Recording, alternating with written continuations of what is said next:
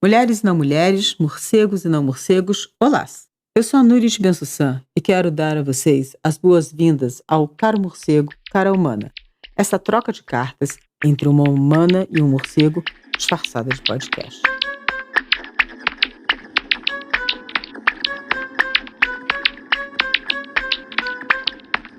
Caro Morcego, Cara Humana. Um diálogo interespécies em forma de podcast. Essa troca de cartas, pensada para lidar com os excessos e devaneios da pandemia da Covid, talvez mereça de fato o título de correspondência. O que seria uma correspondência? Alguma coisa pela qual vários se corresponsabilizam?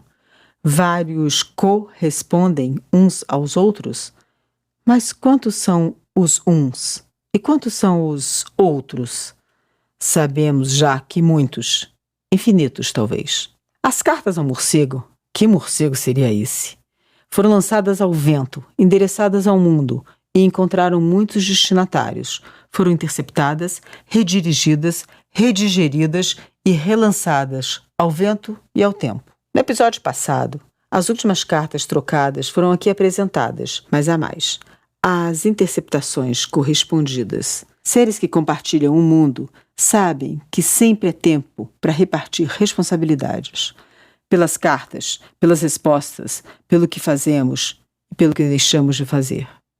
Esse é um episódio de interceptações, duas delas, ambas vindas do Ilan Ben-Susan. No mais, cabe ainda dizer que as cartas que escreveu o morcego e essas interceptações do Ilan estão reunidas em um livro chamado Cartas ao Morcego, publicado pela editora Mil Folhas em 2020. Sim, agora a primeira interceptação. Cara morcega ao meu lado.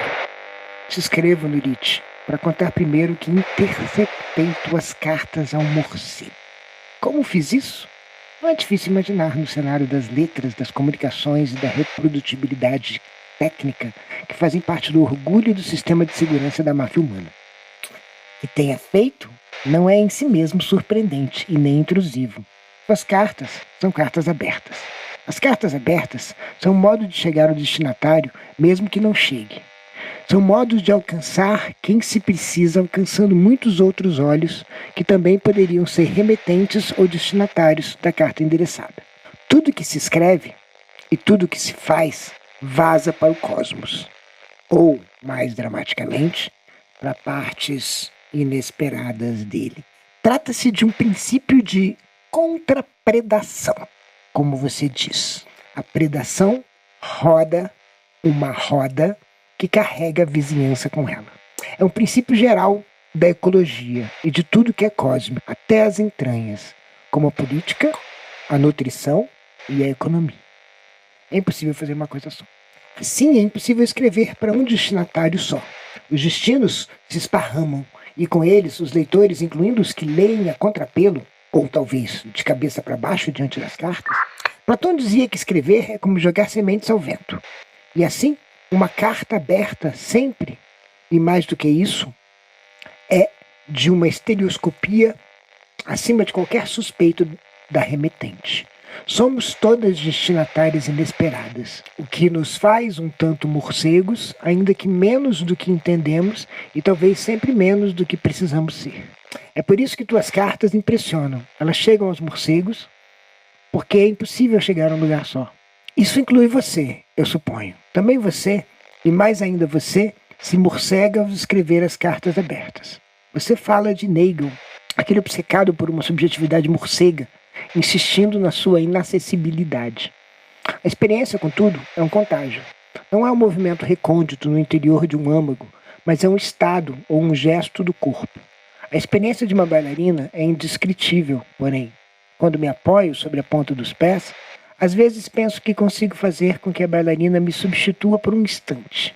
Não me colocando nos pés, com sapatilhas, da bailarina, mas deixando a bailarina, com ou sem sapatilhas, pisar pelos meus pés. Quando e quanto isso ocorre, nunca sabemos. Contudo, ficam traços, encruzilhadas, entre linhas. Há um momento em que você pergunta ao morcego se ele tem tendências psicanalíticas. Quando você se pergunta se ele pensa que os humanos têm uma pulsão de morte, você descarta logo isso e qualquer demora em descartar a pulsão de morte dos humanos parece rápida demais. De todo modo, nas terapias, a conversa é uma ressonância. Falamos e terminamos escutando alguma resposta. É isso que eu acho que acontece. O destinatário responde por meio do guano, mas também responde por meio das tuas palavras. E são elas que fazem surgir um diálogo e uma híbrida. Como todos somos mais do que imaginamos, pode ser que um hibridismo desapercebido mude o rumo da devastação planetária. Distraídos venceremos, insinua na ponta dos pés Leminski. Seria preciso, como você sabe, intensificá-lo. Estar pronta para a partida, para deixar para trás. Penso na partida não como uma decisão, mas como uma injunção com a força de um irrecusável. Sedução. E é por isso também que os animais e plantas nos seduzem, para tentar nos desviar dos nossos caminhos. E quando nos desviamos, essa disposição para a partida sem volta, é o que faz com que nos desviemos do caminho, mesmo que não decidamos isso, que não nos retenham. Assim, Jean-Luc Nancy e Carlos Coelho entendem que é preciso fazer para que não caiamos de amores por nós mesmos e nos apeguemos às formas, aos hábitos, à continuidade e às pretensões da espécie humana, mesmo que não entendamos tão bem essas pretensões. Carlos Coelho evoca essa devoração universal como um signo da descontinuidade, a que chama de ontofagia.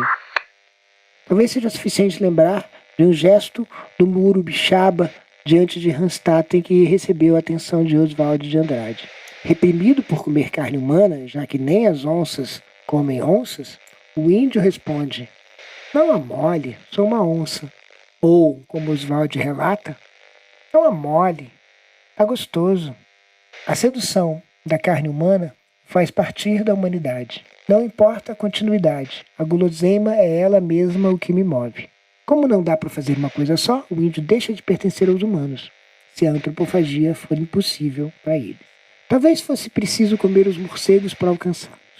Os homens caribu do norte do continente comiam caribus, e por isso mesmo é que faziam com eles mais do que um exercício de mutualismo. Eram espécies companheiras. Comer bichos, ervas, plantas e não comida, esse conceito branco que faz com que todo o não humano seja equivalente, é se preocupar. Há talvez muitas formas de comer, ou ainda, é impossível comer uma coisa só. Comemos de muitas maneiras. Oswald aponta que romper com o messianismo é o gesto de abdicar de uma guerra que acabe com todas as guerras.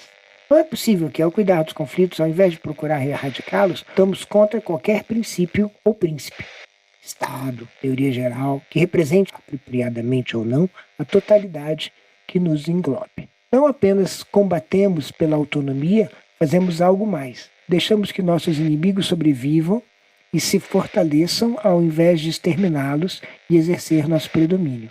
Deixamos que os outros sejam outros. Aproximar-nos dos morcegos seria deixar que sobrevivam, não sob os auspícios e cuidados humanos, mas apesar deles.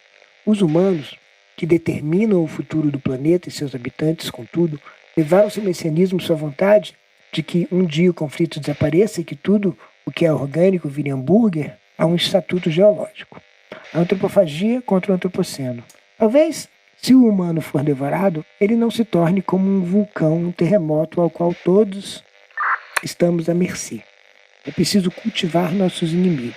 E é isso que parece que o morcego sabe quando deixa seus sinais no guano nas suas cartas. Há um sentido em que também os humanos messiânicos e vulcânicos comem morcegos cada vez mais.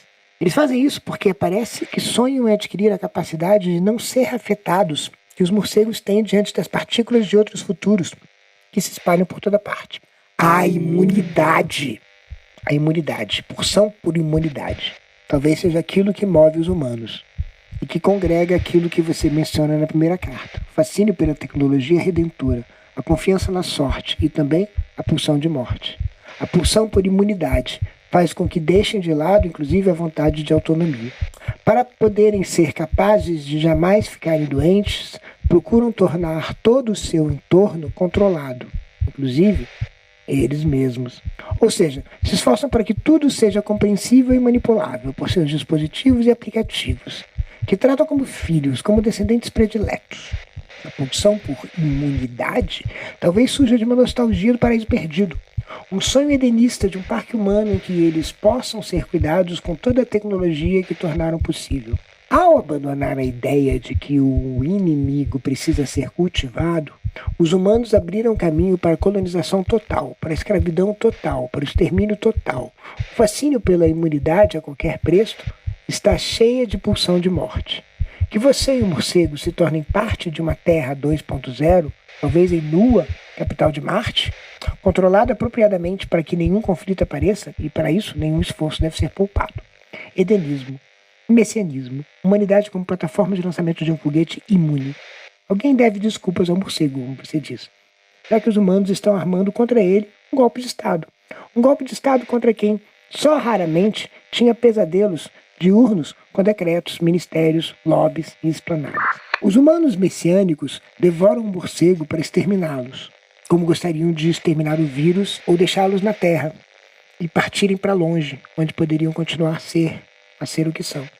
E devoram pelas entranhas, sendo gostoso ou não, para que não sejam onças. Já da resposta que leio nas tuas cartas, vejo que os morcegos, como os mais velhos astutos, nos devoram em longas refeições. Eles sabem que os humanos têm muitos sabores e temperos, mas sabem que sua carne tem um gosto cada vez mais de lata, difícil de abrir, difícil de digerir, difícil de saborear. Por isso, talvez eles mandem emissários em forma de vírus. A doença é uma metáfora. Eles, como você, precisam falar por meio de entrelinhas, por meio do espaço entre as estatísticas, por meio das dissidências. Só sobrou a eles falarem com toda a polifonia de uma pandemia. E assim eles falam pelas tuas cartas. O morcego fala por meio delas, porque, quando você pensa, são muitos os sucos gástricos, são muitos os estados de espíritos que atravessam mesmo uma cobra ao devorar sua presa. Devorem-me, ele diz. A digestão é complexa e perturbadora. Devorem-me, não decifrem-me. Talvez ele esteja dizendo, mas não diz isso. É na polifonia que ele diz alguma coisa. É impossível dizer uma coisa só ao mesmo tempo. Os morcegos invocam em nós um transformismo, uma descontinuidade. Dizem que é preciso saber mudar a água do aquário, senão morrem os peixes. São uma espécie velha. Você sabe, pensei um tanto sobre a fonte da eterna velhice. A eterna velhice é uma receptividade ao transformismo. Metabolismo, ainda que seja um neologismo do século XIX, e para continuar com o tema da digestão, vem de metabolismo, a palavra grega para mudança, para o que ocorre depois de um ato transformador em que alguma coisa é lançada, jogada. A Terra é transformista, é metabólica. Essa velha senhora que já teve tantas espécies companheiras e que soube também projetar-se para além dos seus apegos. E sabe que, apesar da empáfia humana, é impossível ter uma espécie companheira só. O morcego talvez tenha outro nome para ela, mas não fala apenas com um cheiro no guano. Ele aprendeu que a Terra é um lugar para poliglotas. Para as poliglotas, as cartas, mesmo irrespondidas, são diálogos. Teu, perturbadamente, Ilã. Fui interceptada e atravessada. É isso, como diz o Ilan. A experiência é um contágio. Bate do outro e despenca de volta em cima de cada um de nós. Curioso ele trazer o Leminski. Esse Leminski do distraído venceremos. Eu estou convencida que se trata de um distraído diverso. Não distraído sem prestar atenção, sem dar bola ao que está acontecendo. Mas acho que é um distraído das forças poderosas que movem o mundo. Distraídos da quase impossibilidade da mudança, da quase impossibilidade da vitória sobre tais forças. Ou seja, só distanciados desse pensamento imobilizador poderemos vencer. Volto também à ideia da pulsão por imunidade que o Ilan traz em sua interceptação. Não é apenas imunidade ao coronavírus, nem apenas, como disse ele, uma ânsia de tudo controlar para não adoecer e até mesmo para não envelhecer. Ao meu ver, é até mais. Trata-se de uma vontade de não ser mais vulnerável a nada que venha da natureza, ou seja, do que as pessoas veem como natureza. uma coisa separada delas e cada vez mais ameaçadora. É também a aposta última na tecnologia, que vai nos tornar imunes, invulneráveis, fortes e poderosos. Se há vírus, temos vacina. Se há pragas, temos agrotóxicos. Se há distância, temos transportes. Se há escuridão, temos eletricidade. Se há calor, temos ar-condicionado. Se há eventos extremos, deverá haver alguma resposta. Se vivemos numa ebulição climática, a tecnologia proverá soluções. Sigamos impunemente. Sim, o vírus é uma mensagem. É o meio e a mensagem. A doença, uma metáfora. Mas metáfora do quê? Ou talvez de quem? Mas há outra interceptação nos aguardando. Vamos lá. Escreva outra vez, porque já não sei se intercepto tuas cartas. Talvez mais do que isso, ou menos do que isso, mas recebo. Não porque sou o destinatário, mas porque quem saberá se não é a correspondência, que é o grego epistolê, um tipo dos mais apropriados de conhecimento, episteme. Uma teoria pode ser contestada, refutada, posta em questão. Ela pode ser até respondida, porém ela é pensada como aquilo que está ou deve ficar à prova de intrusões. Uma carta aberta, por outro lado, mesmo se contivesse uma teoria geral sobre os morcegos, não almeja uma segurança, porque olha nos olhos do morcego, se dirige aos 10 ou mais sentidos que ele mobiliza para receber o que vem de fora. Olhar nos olhos do morcego é abdicar de ver apenas nas pupilas uns fenômenos naturais. É esperar uma resposta, ainda que ela nunca venha. Uma correspondência abriga uma incompletude. Ela se acopla com seu destinatário, ainda que ele nunca apareça. Anna Tsing diz que ao falarmos sobre qualquer coisa, ao mesmo tempo em que usamos as nossas melhores habilidades para narrar o que se ouve, deveríamos deixar um espaço para outras narrativas. Ela não diz que é melhor ter 2 teorias do que ter uma teoria, ou que seria preciso uma humildade pluralista quando narramos alguma coisa. A humildade pluralista já vem tarde demais. A outra narrativa é o que há dentro da narrativa e que faz a narrativa ser possível. O espaço para outra versão, ao invés de ladrilhar os covis de onde elas podem sair, é o que faz a correspondência. Olha no olho do destinatário, ainda que ele nem pisque. Há um espaço entre as cartas, um espaço para intrusão. A correspondência é um acoplamento porque pede uma resposta. A dinâmica implícita na correspondência é o avesso da guerra, da competição, da subjugação. Na guerra, trata-se de identificar o absoluto do outro com a sua força. Na teoria geral dos morcegos, trata-se de identificar o morcego com o seu perigo, com sua capacidade de surpreender. Os morcegos têm a força do sorrateiro. Os humanos têm a força que desativa o sorrateiro.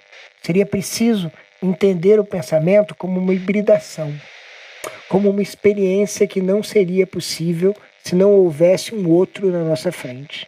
Mas o que seria possível pensar nos morcegos como alguma coisa assim? O que seria pensar nos morcegos como uma simpoiesis entre mitocôndrias e cloroplastos, que Lynn Margulis ajudou a formular? Simpoiesis é uma produção conjunta, como uma floresta é a produção de um grande número de agentes, incluindo fungos, árvores e bichos. Uma bricolagem multiespécie. Ou seja, seria possível conceber uma colaboração produtiva em que quem pensa e quem é pensado se modifica para um benefício mútuo, não apenas como um pacto de interesses, mas sobretudo como uma sensibilidade à irrupção. Seria possível pensar nos morcegos não para criar para eles uma emboscada em que eles deixassem sua natureza mais íntima à mostra, mas para encontrar um convívio, não apenas em benefício mútuo, mas a partir da irrupção dos morcegos no pensamento. Uma irrupção que já desloca quem pensa do intento de seu próprio benefício? Acho que uma correspondência é assim, é uma abertura a uma possível resposta. É essa resposta que pode indicar uma equivocação. Quem escreve já não sabe mais de onde fala, de que lugar fala, teme a infecção no gesto sorrateiro do morcego, mas não busca a segurança, que vem do latim sine, cura, sem cuidado, como em um jardim zoológico. Mas antes se aproxima com cuidado, cura, sabendo que cada passo pode trazer uma vertigem, já que por toda parte há caixas de correio que podem trazer intrusão. Em outras palavras, do que é feito o encontro. Essa correspondência aberta é uma maneira de trazer a abertura das respostas para dentro do que está sendo pensado. Como se houvesse uma espera entre dois pensamentos. Um espaço, um vácuo, de onde pode surgir uma outra narrativa. E que talvez, por esperar, torna ela possível. Um espaço para a resposta. A responsabilidade da espera. Parece que há muitas formas de mutualismo. E é também aquela em que aquele que ataca entende que houve uma rendição. Há um passo a mais que não é dado. Há uma espera. A epistolê como episteme não vai para jugular. Não estabelece sem demora o domínio humano sobre o morcego. Espera a resposta. Ainda que espera essa resposta, sabendo que ela contém um perigo. A experiência humana do planeta pode mesmo ter sido uma jornada pelos perigos mortais, que agora parecem distantes, porque podem ser entendidos de uma vez por todas, desde uma poltrona de onde extraímos de toda coisa sua natureza. No entanto, os perigos mortais ainda aparecem aos humanos. Talvez as apostas tenham aumentado. Há mais em jogo. Os perigos se tornaram mais globais, mais abrangentes, mais cósmicos, como as teorias humanas que se tornaram capazes de enlaçar as estrelas e a química da glicoproteína da espícula dos coronavírus. Ao invés de florestas derrubadas e cidades erguidas, vemos que as florestas se adentram pelas ruas asfaltadas da cidade. Talvez o perigo mesmo, mais insistente, seja o perigo de não vermos o que está na nossa frente, na nossa cara. O perigo de deflagrarmos a violência de olhar ao redor por um ângulo indireto que esquiva as respostas que recebemos. E não seria a pandemia uma resposta do morcego? Não seria ela bem a resposta do morcego? Podemos esperar por ela? A simpoiesis é uma empreitada muito interessante. E líquen pode ser uma parceira explícita ou uma convivência partilhada, mas também pode ser uma conversa infinita, uma correspondência, uma mutualidade que talvez podemos encontrar até quando cuidamos para que os inimigos sobrevivam, para que sigamos guerreiras. A simpoiesis pode ser uma associação entre dois agentes que agem como se fizessem parte de um time, melhorando as chances recíprocas em direção a um objetivo partilhado comum que concerne a ambos. Mas pode ser também uma outra costura, uma costura de respostas que desestabilizam, que desidentificam, que fazem mudar a agenda de cada agente. Uma corresposta, uma correspondência. É comum falar da verdade como uma espécie de correspondência. Dizemos que a uma fala, ou a um discurso, ou a um texto, uma teoria, um pensamento, uma elucubração, corresponde a alguma coisa acerca da qual ela trata, se ela é verdadeira. Pensamos nessa correspondência, muitas vezes, como uma variante de uma semelhança, ou que o que é verdadeiro é a cara e o focinho daquilo que faz o que é verdadeiro, verdadeiro. Uma espécie de espelho, ou de fotografia. Porém, mesmo quando tratamos de espelhos, tem que haver uma resposta. Não digo nem sequer que a reflexão do espelho envolve uma mutualidade. Penso apenas que ela envolve uma recepção. Porém, o espelho não se mantém impercebido pelo mundo afora. Menos ainda os pensamentos que orientam as ações das novas formas geológicas do planeta.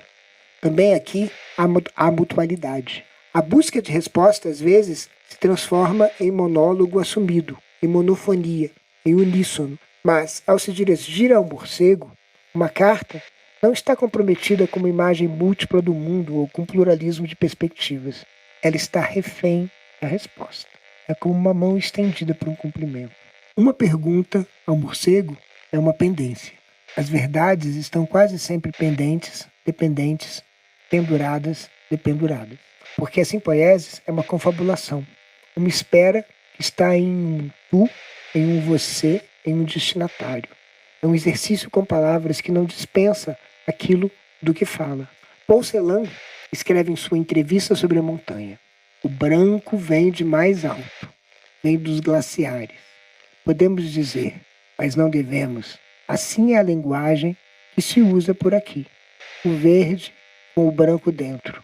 Uma linguagem que não é feita nem para você e nem para mim. Por que, eu pergunto, para quem é concebida a Terra? Ela não é concebida nem para você e nem para mim. Uma linguagem, bem, sem eu e nem tu. Apenas ele, apenas isso. Você entende? Não há nada senão eles e apenas isso. E se o morcego não responder? Não responder com uma carta selada entregue ao correio ou com um e-mail pessoal endereçado à tua caixa eletrônica? Se nem sequer respondesse em forma de aforismos impressos, marcas no guano, interceptações, irrupções, sinais, vestígios, pandemias, presságios? E se não houvesse resposta alguma?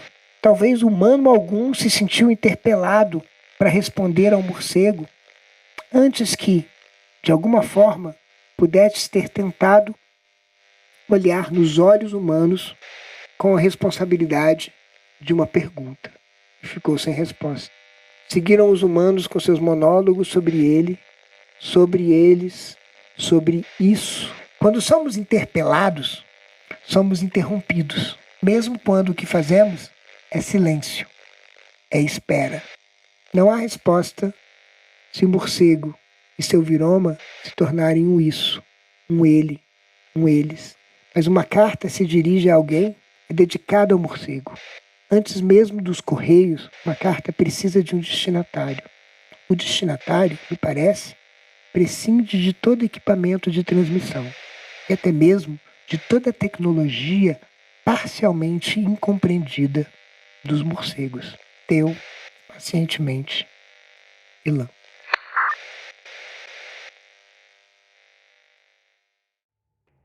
Então, mulheres e não mulheres, vocês que chegaram até o fim aqui desse episódio, a gente tem uma surpresa para vocês. Se vocês entrarem lá no site da editora Mil Folhas e usarem o código de desconto Caro Morcego, escrito tudo juntinho, vocês podem ter um desconto bem legal na compra do livro Cartas ao Morcego, que é esse livro que reúne as cartas ao morcego, claro. Caro Morcego, Cara Humana é um podcast da editora Mil Folhas, com as vozes de Nurit Ben-Sussan, Ariê Bailão e Ilan Ben-Sussan. Roteiro e redação final, Nurit Ben-Sussan. Direção de som e edição, Joanes de Moraes. Trilha sonora, Philip Jones. Consultoria, Marina Mara e Rita Louzeiro. Identidade visual, Raíza Curti. Produção executiva, Tiago de Barros. Coordenação de produção, Arthur Cavalcante. Realização, IEB, Instituto Internacional de Educação do Brasil. Este projeto é realizado com recursos do Fundo de Apoio à Cultura do Distrito Federal.